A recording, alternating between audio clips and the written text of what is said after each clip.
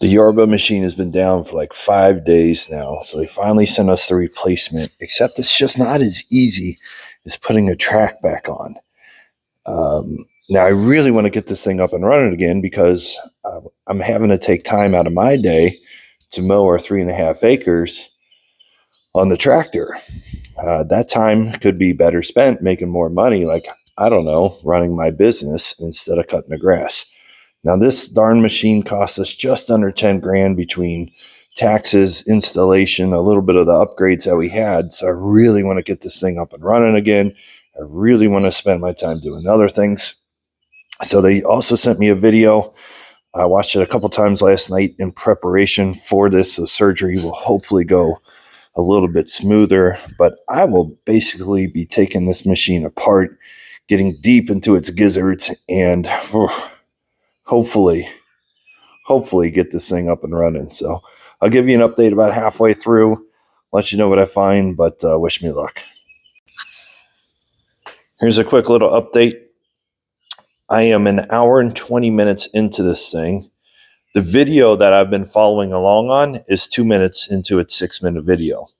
All I've done for the last hour and 20 minutes is just been screwing, and my wife doesn't even have a smile on her face. I've put the screws in order, so hopefully when I go back and finally get to put this thing together, that it will, I can go in order. So I can do people, I can do numbers. I am not good with technology, and for this thing only being 6 months old, it is not living up to its hype. I would strongly caution anybody before forking out a boatload of money for a robot lawnmower that it might not be worth the cost to you. So trying to get through this thing today. Hopefully I can keep it under 4 hours. We'll keep you updated. I'm halfway through watching the video to instruct me how to do it. We finally got the bad track out. You can't really see it from here, but the steel was coming through the track, the steel belt. So clearly throwing an air code, which is why we got to replace this dumb thing. I'm going to blow it off while I got it all apart. There's just a lot of crap in there, grass and dirt and what have you. So I'm going to give it a quick blow and then get back to screwing. Get your minds out of the gutter, you dirty little people. We are finally to the point where I got the new track in. We're ready to reverse course here and get this thing hopefully running. Now, in my mind, all I can see is I'm going to screw this darn thing up, and it is to drive in a complete circles because one wheel's not going to work. So it's just going to look like a dolphin with a broken fin. Can't swim anywhere but around and around and around. So we'll see how we do. We are now past the 4-hour mark. But I'm almost done. So I did take the time while I had it apart to put new blades on the mowing module.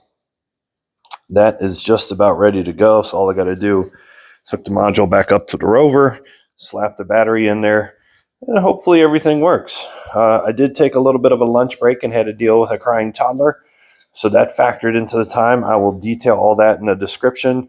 Hopefully the last video you guys will see will be of a working lawnmower. Now, a couple pro tips. The foam packing that came in the box really helped with kneeling and sitting on this hard tile surface. And then also, I learned when you're breaking a screw or tightening a screw, use the short end. I ruined the bottom end of quite a many Allen keys. So keep that in mind if you're doing future projects. Short end to break and to tighten.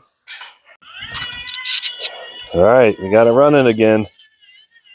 Now I think I may have put the blades on backwards, but we'll let it run its course and see if this doesn't look a little bit better. But man, that's a 4-hour plus project in the books. On to the next one.